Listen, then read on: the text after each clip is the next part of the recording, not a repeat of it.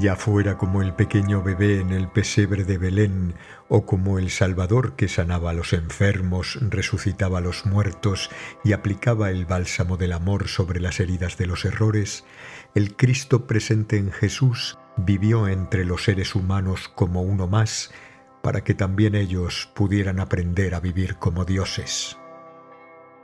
Para llegar a comprender la magnitud de una encarnación divina, es preciso entender el origen y la naturaleza de la conciencia que se halla encarnada en un avatar. Jesús se refirió a dicha conciencia al declarar: «Yo y el Padre somos uno», y también cuando dijo: «Yo estoy en el Padre y el Padre está en mí». Aquellos que unen su conciencia a Dios conocen tanto la naturaleza trascendente del espíritu como su naturaleza inmanente, que es la singularidad de la siempre existente, siempre consciente y eternamente renovada dicha del absoluto no creado, así como también la miríada de manifestaciones de su ser en la infinitud de formas en las cuales él se diversifica para dar lugar al variado panorama de la creación. Hay una distintiva diferencia de significado entre Jesús y Cristo. Jesús fue el nombre que recibió al nacer, en tanto que Cristo era su título honorífico. En el pequeño cuerpo humano llamado Jesús se produjo el nacimiento de la vasta conciencia crística, la omnisciente inteligencia de Dios que está presente en cada elemento y partícula de la creación. El universo no es el simple resultado de la unión azarosa de fuerzas vibratorias y partículas subatómicas, tal como sostienen los científicos materialistas, es decir, una combinación casual de sólidos, líquidos y gases que da origen a la Tierra, los océanos, la atmósfera y las plantas, todos ellos armoniosamente interrelacionados para proporcionar un hogar habitable a los seres humanos. Las fuerzas ciegas no pueden organizarse por sí solas para producir objetos inteligentemente estructurados. Así como se necesita de la inteligencia humana para verter agua en los pequeños compartimentos de un recipiente adecuado y luego congelarla con el fin de obtener cubitos de hielo, así también podemos reconocer las manifestaciones de una oculta inteligencia inmanente que opera en la fusión de las vibraciones para dar lugar a formas cada vez más evolucionadas en todo el universo. ¿Acaso podría haber algo más milagroso que la presencia evidente de una inteligencia divina en cada partícula de la creación? Podemos vislumbrar esa presencia en el modo en que un árbol enorme emerge de una diminuta semilla, en los incontables mundos que giran en el espacio infinito, sujetos a una elaborada danza cósmica mediante la regulación precisa de las fuerzas universales, en el modo en el que el cuerpo humano, tan maravillosamente complejo, se desarrolla a partir de una única célula microscópica, se haya dotado de una inteligencia consciente de sí misma y se sostiene por medio de un poder invisible que lo sana y le da vitalidad. En cada átomo de este asombroso universo, Dios obra milagros constantemente y, sin embargo, los hombres de mentalidad obtusa no saben valorarlos. Cristo es la infinita inteligencia de Dios que está presente en toda la creación. El Cristo infinito es el Hijo unigénito de Dios Padre, el único reflejo puro del Espíritu en el reino de lo creado. Esta inteligencia universal, Kutasha Chaitanya o conciencia de Krishna, según las escrituras hindúes, se manifestó plenamente en la encarnación de Jesús, Krishna y otros seres iluminados, y puede también manifestarse en tu propia conciencia. Trata de imaginarlo. Si toda tu vida transcurriese en esta sola habitación sin tener ningún contacto con lo que se encuentra más allá de sus paredes y sin saber siquiera que existe alguna otra cosa, seguramente dirías que este es todo tu mundo. Sin embargo, si alguien te condujera al mundo exterior, descubrirías que las dimensiones de tu mundo son en realidad insignificantes. Lo mismo sucede con la percepción de la conciencia crística. El alcance de la conciencia mortal es en comparación como observar solo la superficie que ocupa un diminuto grano de mostaza y excluir el resto del cosmos. La conciencia crística es omnipresencia, es el Señor que habita en cada poro del espacio infinito y satura cada átomo. La conciencia de una hormiga se limita a las sensaciones que experimenta en su pequeño cuerpo. La conciencia de un elefante abarca por completo su imponente figura. Si 10 personas tocaran 10 partes diferentes del cuerpo del voluminoso animal, éste percibiría simultáneamente las sensaciones provenientes de cada uno de esos puntos. La conciencia crística se extiende hasta los confines de todas las regiones vibratorias. La totalidad de la creación vibratoria es una exteriorización del espíritu. El espíritu omnipresente se halla escondido en la materia vibratoria del mismo modo que el aceite está oculto dentro de la aceituna. Al prensar el fruto aparecen en la superficie minúsculas gotas de aceite. De igual manera, el espíritu, manifestado individualmente en cada alma, emerge de la materia en forma gradual mediante el proceso de evolución. El espíritu se expresa en los minerales y las piedras preciosas como belleza y fuerza química y magnética, en las plantas como belleza y vitalidad, en los animales como belleza, vida, poder, movimiento y conciencia, en el hombre como entendimiento y poder en expansión, y en el superhombre el espíritu retorna a la omnipresencia. En cada fase evolutiva, por consiguiente, el espíritu se expresa en mayor medida. El animal se ha liberado de la inercia de los minerales y de la fijeza de las plantas para experimentar, por medio del movimiento y de la conciencia de los sentidos, una porción aún mayor de la creación de Dios.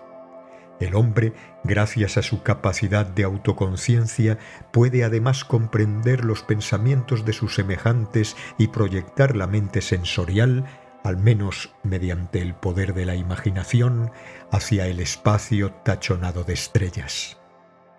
El superhombre expande su energía vital y su conciencia desde el cuerpo hasta abarcar el espacio entero y siente como parte de su propio ser la presencia de todos los universos del vasto cosmos, así como también cada minúsculo átomo de la Tierra. En el superhombre se recupera la omnipresencia perdida del espíritu, que se hallaba implícita en el alma como espíritu individualizado. La conciencia de Jesús traspasó los límites de su cuerpo hasta abarcar toda la creación finita que se encuentra en la región vibratoria de lo manifestado. La esfera de tiempo y espacio que incluye los universos planetarios, las estrellas, la Vía Láctea y la familia de nuestro pequeño sistema solar, del cual forma parte la Tierra, donde el cuerpo de Jesús era tan solo una partícula. Jesús el hombre, un diminuto punto sobre la Tierra, se convirtió en Jesús el Cristo, cuya conciencia, unida a la conciencia crística, era omnipresente. La tarea de Dios en la creación es hacer regresar a todos los seres a la unidad consciente con Él mismo mediante los dictados evolutivos de la inteligencia crística. Cuando el sufrimiento se extiende sobre la tierra, Dios responde al llamado del alma de sus devotos y envía a un Hijo Divino para que por medio de su ejemplar vida espiritual en la que se manifiesta plenamente la conciencia crística, pueda enseñar a los seres humanos a cooperar con la obra de salvación de Dios en sus propias vidas. Fue a esa conciencia infinita, saturada del amor y la dicha de Dios, a la que se refirió San Juan cuando dijo: «Pero a todos los que la recibieron», refiriéndose a la conciencia crística, les dio poder de hacerse hijos de Dios. Así pues, de acuerdo con las enseñanzas mismas de Jesús tal como fueron registradas por Juan, el más avanzado de sus apóstoles, todas las almas que alcanzan la unión con la conciencia crística mediante la intuitiva realización del ser, merecen con justicia ser llamados hijos de Dios. Recibir a Cristo no es un logro que se pueda conseguir por el simple hecho de pertenecer a una congregación religiosa o por medio del ritual externo de aceptar a Jesús como nuestro Salvador, pero sin llegar jamás a conocerle en verdad mediante el contacto con Él en la meditación.